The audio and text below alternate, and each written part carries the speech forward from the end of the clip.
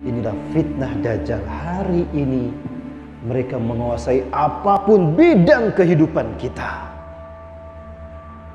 Kabalah, Freemasonry, merekalah yang menebar fitnah di muka bumi. Nyaris hari ini tidak ada bagian hidup kita yang tidak tersentuh oleh Dajjal, oleh fitnah Dajjal lewat kaki tangan mereka.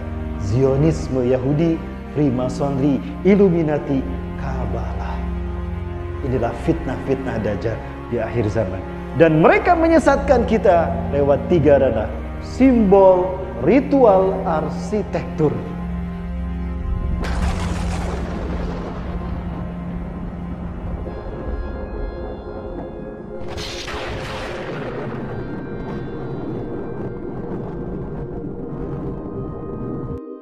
Hari ini aku akan katakan pada kalian sesuatu yang para nabi dan rasul belum mengatakan tentang Dajjal.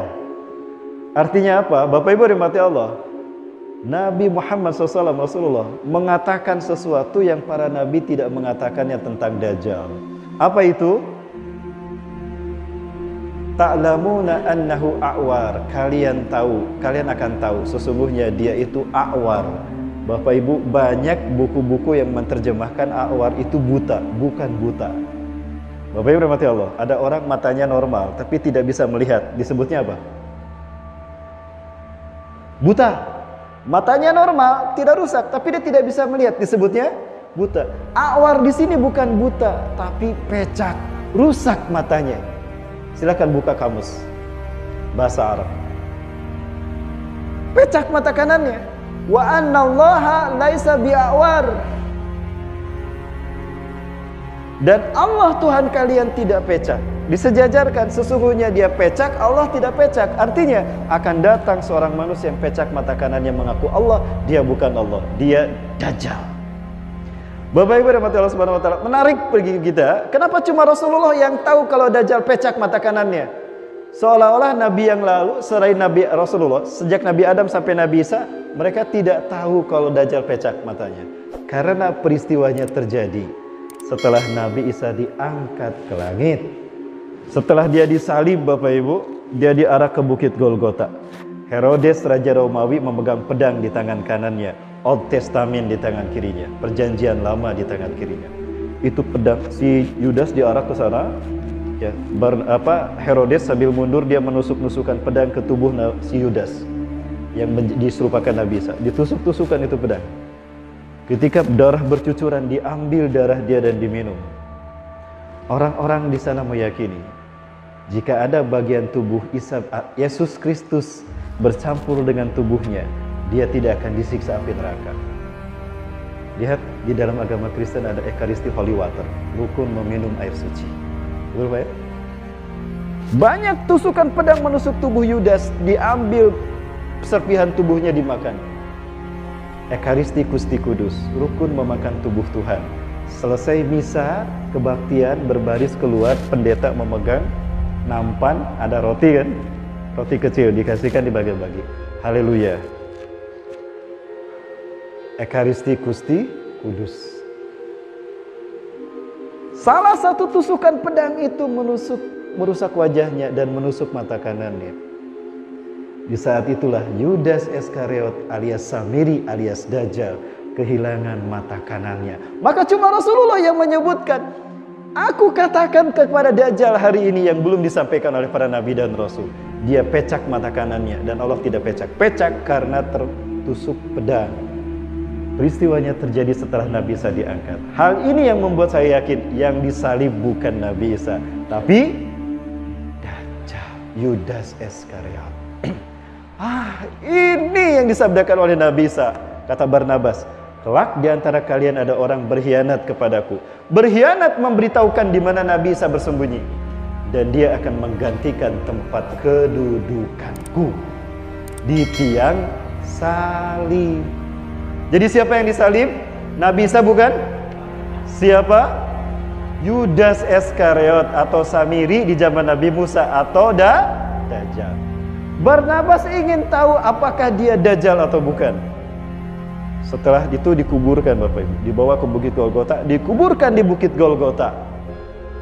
Setelah 3 hari 3 malam, Barnabas berkatakan, akan aku gali kuburnya. Kalau dia masih hidup berarti dia Dajjal. Kalau dia sudah mati berarti Yudas manusia biasa. Diam-diam Barnabas di tengah malam menggali kembali kuburan Yudas Iskariot. Allah kembalikan wajah Nabi Isa kepada wajah Yudas. Cahaya memancar ke kain kafannya, sehingga di kain kafan itu tergambar sketsa wajah Nabi Isa. Dari sinilah gambar-gambar Yesus di seluruh gereja di seluruh dunia. Wajahnya sama kan? Itu dari kain kafan itu, Bu. Saya pernah melihat kain kafannya. Itu ada di Turin, Italia. Persis, oh dari sini wajah Yesus di gereja-gereja seluruh dunia dibuat. Mirip semuanya. Itu disebar ke seluruh dunia oleh Vatikan. Bapak Ibu rahmati Allah, digali kuburnya oleh Barnabas, ternyata Yudas masih hidup. Allahu Akbar. Masih hidup dia. Dajjal kamu. Diambillah, diam-diam diobati. Bertahun-tahun dia diobati. Sembuh, tapi matanya pecah. Ka'anna ainuhu ainabah. Rasulullah SAW menyebutkan matanya seperti anggur. Tidak ada putihnya karena pecah kan? Hitam semua dan menonjol. Mata kanannya. Ketika Barnabas bekerja dengan perkakasnya, si Yudas datang. Hei Barnabas, perhatikan aku. Berimanlah padaku, sesungguhnya aku Isa bin Maryam. Dia sadar badannya diserupakan Allah menjadi Isa bin Maryam. Jangan-jangan memang aku diserupakan, padahal sudah dirubah lagi. Akulah Isa bin Maryam, ikutilah aku, berimanlah padaku. Benar kamu Dajjal. Pergi kamu. Diusir sama Barnabas. Kenapa diusir tidak dibunuh? Karena yang membunuhnya Nabi Isa alaihi salam. Bapak Ibu, setelah dia pergi mengembara, dia berjalan keliling dunia. Di saat itulah perjalanannya sempat bertemu dengan iblis. Di mana bertemu dengan iblis? Ajazil di segitiga Bermuda. Bapak Ibu rahmati Allah, ada banyak peristiwa-peristiwa aneh ketika siapapun melewati segitiga Bermuda. Pernah mendengar segitiga Bermuda? Satu area lepas pantai yang berada di Samudra Atlantika menghubungkan 3 titik. Florida, Miami, Florida, Bermuda, dan Puerto Rico, Amerika Latin. Disinilah terdapat singgasana iblis yang terbuat dari cahaya, kristal cahaya. Dajjal itu cerdas, dia mampu mempengaruhi manusia dengan cepat. Dalam waktu singkat dia banyak pengikutnya. Dia datang ke sini mengembara menggunakan kapal laut. Bapak Ibu, di sini dia bertemu dengan Ajazil. Gelar Ajazil iblis, itu nama aslinya. Iblis meraih Dajjal. Sini Dajjal, sini Samiri, sini Samiri. Tidak disebut Dajjal, Samiri. Dan iblis memanggil namanya Sam. Dirangkul itu Samiri. Hari ini adalah hari yang aku tunggu-tunggu sejak aku diturunkan dari surga ke dunia, di mana aku dipertemukan dengan saudara kembarku. Saudara kembarku. Panggillah dia oleh kalian sebagai Paman Sam. Paman Sam. Apa yang terbayang di benak kita ketika kita mendengar Paman Sam? Amerika. Bapak Ibu, Amerika adalah negara Freemasonry, negara Mason pertama di muka bumi. Dan presiden pertamanya, George Washington, adalah seorang anggota Kabalah, anggota Freemasonry. Freemasonry adalah kelompok orang yang mengabdikan hidupnya untuk iblis dan Dajjal. Inilah fitnah Dajjal. Hari ini mereka menguasai apapun bidang kehidupan kita. Kabalah, Freemasonry, merekalah yang menebar fitnah di muka bumi. Nyaris hari ini tidak ada bagian hidup kita yang tidak tersentuh oleh Dajjal, oleh fitnah Dajjal lewat kaki tangan mereka. Zionisme Yahudi, Freemasonry, Illuminati, Kabalah. Inilah fitnah-fitnah Dajjal di akhir zaman. Dan mereka menyesatkan kita lewat 3 ranah: simbol, ritual, arsitektur. Selalu ada segitiga satu mata. Bapak Ibu yang mati Allah, mohon maaf sebentar. Segitiga adalah simbol ketuhanan.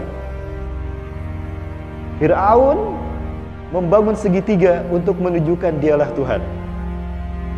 Jadi filosofi zaman dulu segitiga itu simbol Tuhan. Maka selalu ada piramid di zaman dulu. Di Mesir ada piramida. Di mana lagi? Di Meksiko ada Aztec, ada zigurat. Di suku mana? Di suku Inca, Brazil ada zigurat juga. Itu penyembahan kepada dewa matahari, bukan menyembah Allah. Dewa matahari ini siapa? Dilambangkan dengan satu mata di dalam segitiga tadi. Maka segitiga ketuhanan diklaim oleh Dajjal sebagai simbol ketuhanannya, maka disimpan uang mata satu di sana. Inilah simbol-simbol Freemasonry hari ini. Dan sangat disayangkan, generasi muda kita sangat lemah Bapak Ibu. Tanpa daya saring iman dan Islam, mereka menerima bulat-bulat, menelan bulat-bulat apa yang datang dari Barat. Fakta Bapak Ibu, saya sudah mendapatkan banyak fakta di lapangan ketika kami meneliti. Banyak kasus yang saya dapatkan, dan kasus-kasus ini adalah banyak sekali mereka yang gandung dengan K-pop pada akhirnya terdoktrin oleh syair-syair lagu K-pop. Dan syair-syair inilah yang pada akhirnya mengalahkan akidah, menghancurkan akidah generasi muda kita.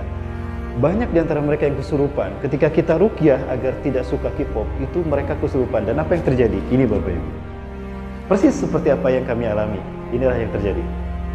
La tataba'unna sanana man qablakum shibran bi shibrin zira'an bi zira'in.